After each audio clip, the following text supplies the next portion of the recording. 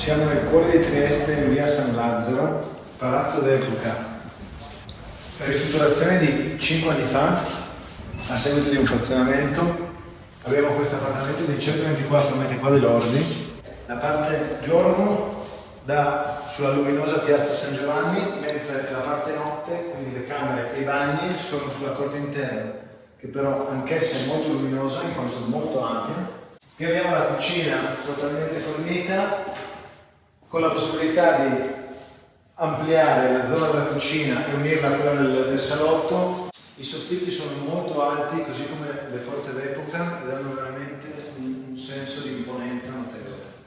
Andiamo a vedere la zona notte, abbiamo questo simpatico passaggio e arriviamo nella camera matrimoniale. Qui abbiamo due bagni, uno finestrato con la vasca da bagno e uno non finestrato con la doccia. L'ultima stanza della zona notte, che potrebbe essere una cameretta o uno studio, si trova all'ingresso e anch'essa, come vediamo, ha una buona illuminazione.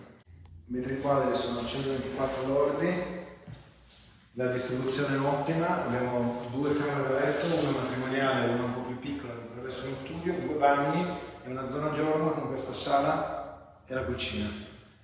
La casa si presenta in ottimo stato, gli impianti sono conformi, ristrutturata 5 anni fa, quindi sta tutto molto bene, prezzo richiesto 320.000 euro, in pieno centro, immobile molto interessante, soprattutto per la sua esposizione del lato giorno sulla piazza San Giovanni.